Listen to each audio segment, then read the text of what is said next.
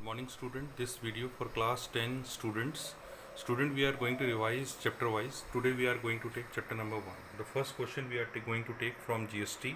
In this question, this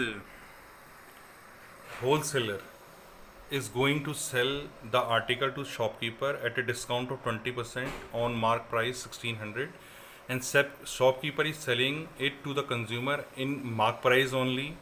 So the question is, if the rate of GST is 12%, what will be the GST paid by the shopkeeper to the central government? ये हमारा question है.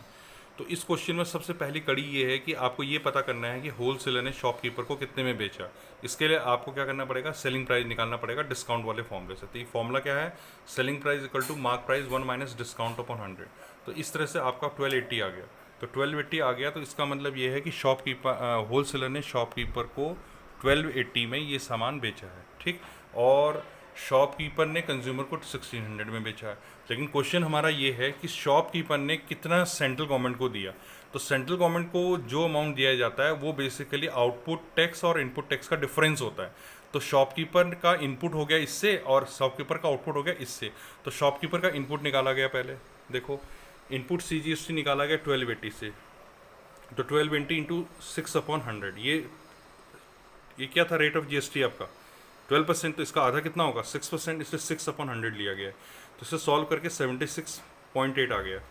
अब फिर इसके बाद output CGST 1600 से आएगा क्योंकि 1600 में बेचा है.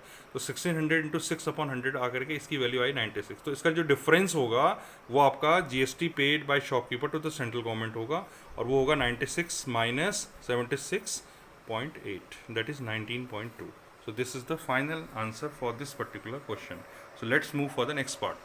Student, we have to find the second part. Second part is GST received by the central government. तो इसमें क्या करना होगा, आपको सबसे पहले CGST इन फर्स्ट स्टेज निकालना होगा. CGST इन फर्स्ट स्टेज मतलब पहले स्टेज में सेंट्रल गवर्नमेंट को कितना गया. तो 1280 का आप निकालेंगे 6%, वो मिल गया 76.8. ठीक है.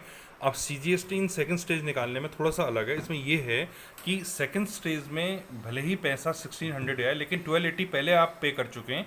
1280 का टैक्स पहले जा चुका है. तो 1600 में से 1280 माइनस करके जो आएगा उस पर टैक्स लगेगा. तो इसलिए यहाँ पर क्या किया गया है, 1600 माइनस 1280 इंटू 6/100 करके ये 320 इंटू 6/100 किया, और ये 19.2 आ गया. तो ये सेकंड स्टेज का CGST हो गया, ये फर्स्ट स्टेज का CGST हो गया, और दोनों CGST को प्लस कर देंगे तो 76.8 प्लस 19.2 इट इज़ कमिंग 96.0. ठीक है. So this is the final answer for this particular part. तो ये हमारा रिविजन हो गया कि जिस हिसाब से हमने GST को रिवाइज किया. अब हम डिस्कस करते हैं नेक्स्ट टॉपिक के बारे में, यानी कि next chapter. Now student, we have to start second question. In second question, it is Mohan deposit rupees 80 per month in RD account for 6 years.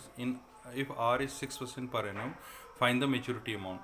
तो इस क्वेश्चन में देखो, प्रिंसिपल 80 है, रेट 6% है, टाइम है 6 ईयर. तो हमने इसमें नंबर ऑफ इंस्टॉलमेंट निकालने के लिए 12 से मल्टीप्लाई कर दिया, तो ये 72 आ गया. इसके बाद हमने इंटरेस्ट का फॉर्मूला लगाया, interest equal to P into R into N into N+1 upon 2400, और सभी वैल्यूज़ को सब्सटीट्यूट करके आंसर निकाल लिया 1051.20. ये इंटरेस्ट निकल गया.